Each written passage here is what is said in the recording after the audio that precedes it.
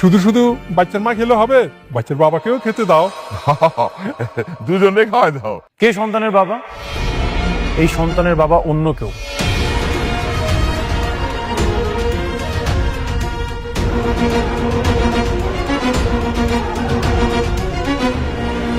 সাব্বির,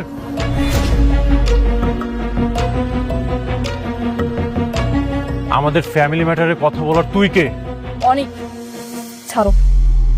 বিশ্বাস? তোমাকে করব বিশ্বাস? বিশ্বাস তো সেদিনই ভেঙে গিয়েছিল যেদিন তোমাকে অন্য একটা পুরুষ স্পর্শ করেছিল। তুমি আমার বিশ্বাসকে হত্যা করেছো। বৃষ্টির বসার ব্যবস্থা করে দাও। আচ্ছা না থাক, তুমি বল, তুমি এড়ে বল। টপ বসার জায়গা আর যোগ্যতা দুটোরই একটা স্ট্যান্ডার্ড থাকা দরকার। অনেক শুনলাম রাস্তায় নাকি আজকে রাতে তোমাকে মারার চেষ্টা করেছিল। তুমি ঠিক আছো তো? তোমার কোনো ক্ষতি হয়নি তো?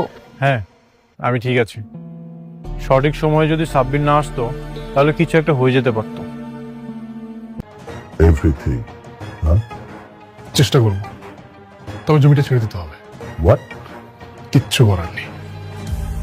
আসি।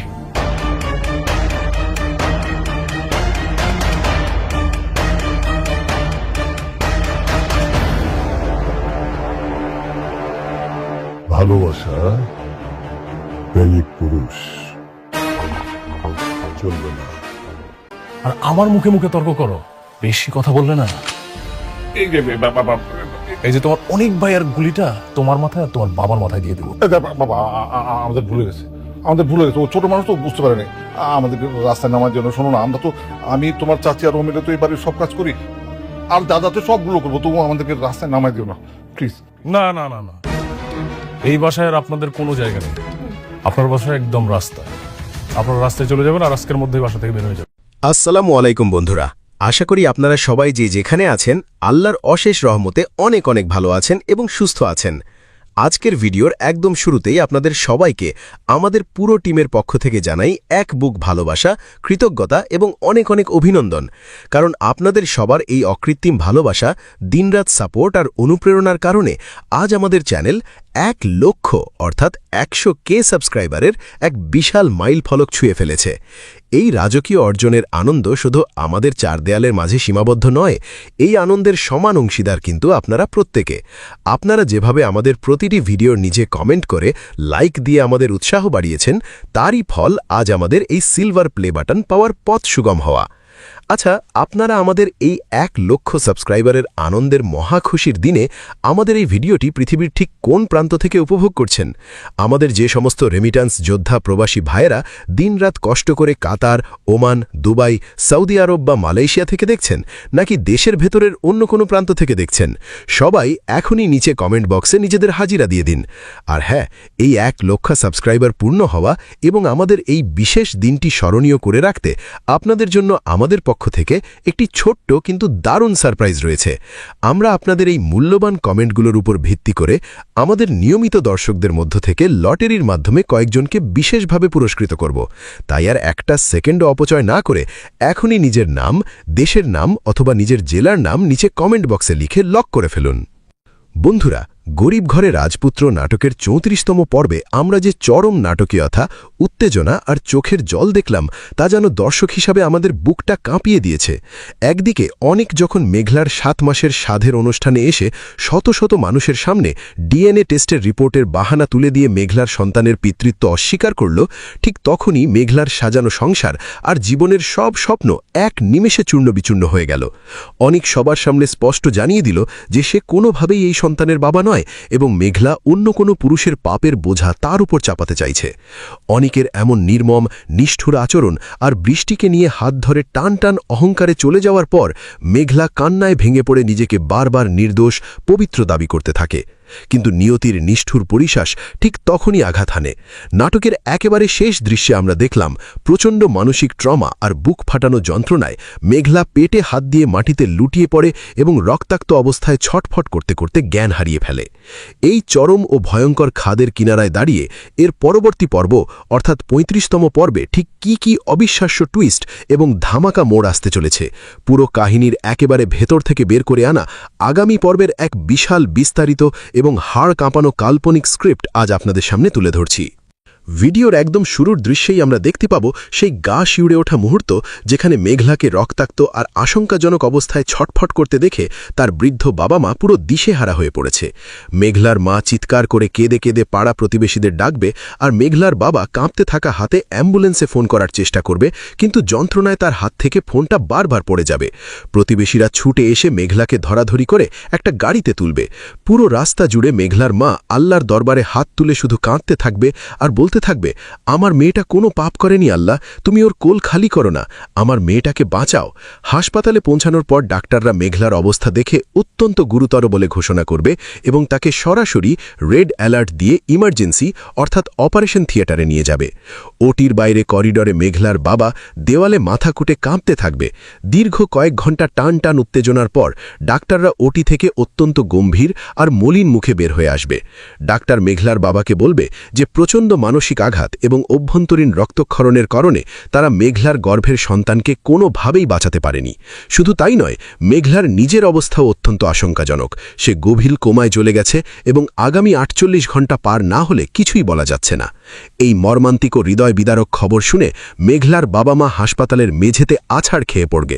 মেঘলার এই করুণ এবং নির্মম পরিণতির কথা মুহূর্তের মধ্যে পুরো এলাকায় ছড়িয়ে পড়বে এবং অনেকের প্রতি সবার মনে তীব্র ক্ষোভ, ঘৃণা আর প্রতিশোধের আগুন দাউ দাউ করে জ্বলে উঠবে।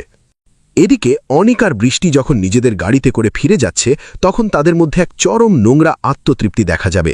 বৃষ্টি অনেককে বলবে, খুব ভালো হয়েছে তুমি সবার সামনে ওই সস্তা মেয়েটার মুখোশ টেনে ছেড়ে দিয়েছ, এখন আর আমাদের সালিমা বিল্ডার্স গ্রুপের প্রজেক্ট নিয়ে ওমর জাফরের সাথে আর কোনো ঝামেলা থাকবে না।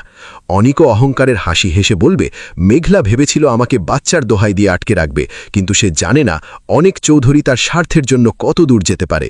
তারা যখন ভাবছে তারা মেঘলাকে পুরোপুরি তাদের রাস্তা থেকে সরিয়ে দিয়েছে এবং তাদের বিজনেসের রাজত্ব এখন তাদের হাতের মুঠোয়, ঠিক তখনই পর্দার আড়াল থেকে খেলা ঘুরিয়ে দিতে এন্ট্রি নেবেন মেঘলার কোম্পানির সেই বিশ্বস্ত ম্যানেজার আঙ্কেল।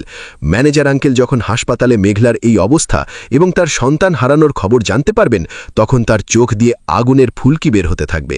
তিনি আর চুপ করে থাকবেন না, তিনি সোজা মেঘলার বাবা মাকে সাথে নিয়ে থানায় যাবেন এবং অনিকের বিরুদ্ধে জালিয়াতি, ভুয়া ডিএনএ রিপোর্ট তৈরি করে মানহানি এবং পরিকল্পিতভাবে একটি গর্ভবতী মানুষের উপর মানসিক নির্যাতন চালিয়ে তার সন্তানকে হত্যার অভিযোগে একটি নন বেইলেবল মার্ডার কেস ফাইল করবেন। ম্যানেজার আঙ্কেল অত্যন্ত চতুরতার সাথে সেই ল্যাবরেটরি এবং ডাক্তারের খোঁজ বের করবেন যে ডাক্তারকে অনিক আর বৃষ্টি বিপুল পরিমাণ টাকা ঘুষ দিয়ে মেঘলার ভুয়া নেগেটিভ ডিএনএ রিপোর্ট তৈরি করিয়েছিল। ম্যানেজার আঙ্কেল পুলিশের স্পেশাল টিমকে সাথে নিয়ে ওই ল্যাবে হানা দেবেন এবং সেই অসৎ ডাক্তারকে পুলিশি রিমান্ডের ভয় দেখাবেন। পুলিশি জেরার মুখে সেই ডাক্তার ভেঙে পড়বে এবং স্বীকার করবে যে অনিক চৌধুরী নিজেই তাকে ১ কোটি টাকা দিয়ে এই ভুয়া রিপোর্ট বানাতে বাধ্য করেছিল। এই জেনুইন এবং অকাট্য প্রমাণ হাতে পাওয়ার পর পুলিশ আর এক মুহূর্তও সময় নষ্ট করবে না। মাঝরাতেই পুলিশের বিশাল এক বহর সাইরেন বাজিয়ে অনিকের বিলাসবহুল অফিসে এবং বাড়িতে হানা দেবে। অনিক আর বৃষ্টি তখন সাকসেস পার্টি করার প্রস্তুতি নিচ্ছিল। ঠিক সেই মুহূর্তে পুলিশ অফিসার এসে অনিকের কলার চেপে ধরবে। অনিক টাকার গরম দেখিয়ে পুলিশকে ধমকাতে গেলে অফিসার তাকে এক কড়া থাপ্পড় মেরে বলবে, টাকার অহংকার, জেলখানায় গিয়ে দেখাস অনিক চৌধুরী, একটা নিষ্পাপ বাচ্চার খুনের মামলা আর জালিয়াতির দায় তুই আজ অ্যারেস্ট। বৃষ্টি চিৎকার করে পুলিশকে বাধা দিতে গেলে পুলিশ তাকেও অপরাধের সহযোগী হিসাবে থানায় ধরে নিয়ে যাবে।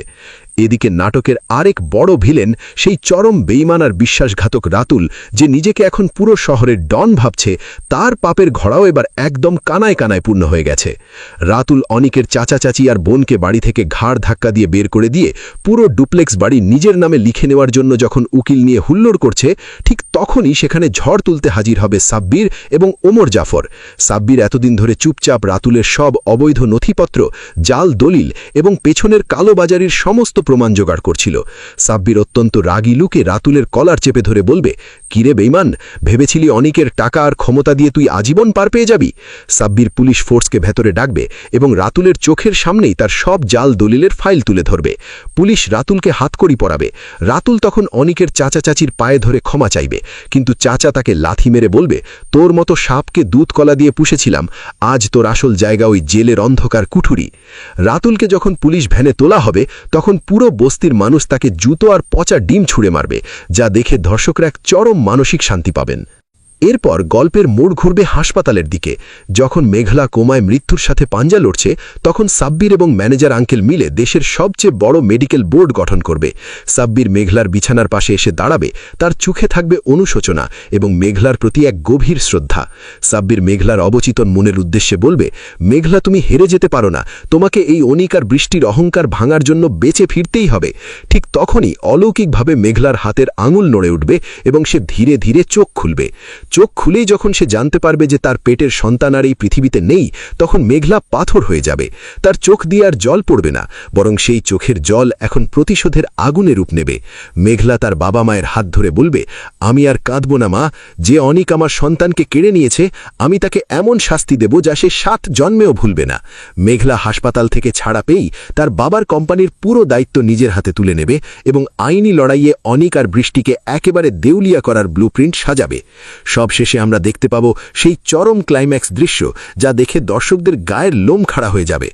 অনিক আর বৃষ্টি যখন জেলের ভেতরে নোংরা সেলে বন্দি, যেখানে চারদিকে মশা আর দুর্গন্ধ, তখন সেখানে ভিজিটার রুমে তাদের সাথে দেখা করতে আসবে স্বয়ং মেঘলা। তবে আগের সেই অবলা কাঁদুনি মেঘলা নয়, এবার মেঘলা আসবে এক দুর্দান্ত পাওয়ারফুল লুকে, চোখে সানগ্লাস আর পরনে কর্পোরেট ড্রেস। অনেক মেঘলাকে দেখে খাঁচার পশুর মতো চিৎকার করে বলবে, মেঘলা, আমাকে বাঁচাও, বৃষ্টি আমাকে ফুসলিয়ে এই কাজ করিয়েছে, আমি তোমাকে ভালোবাসি মেঘলা।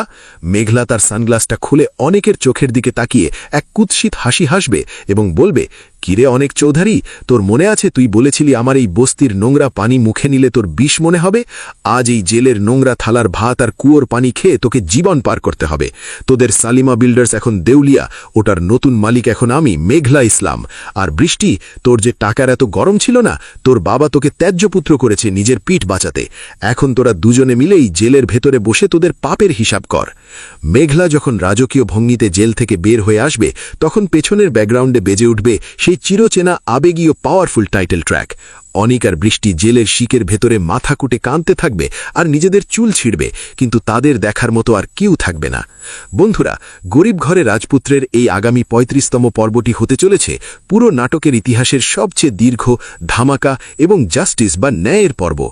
অনেক, বৃষ্টি আর রাতুলের এই ভয়ঙ্কর আর নির্মম পরিণতি দেখে আপনাদের কেমন লাগলো?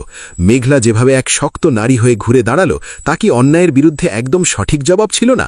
আপনাদের মূল্যবান মতামত অবশ্যই নিচে বড় করে কমেন্ট করে জানিয়ে দিন।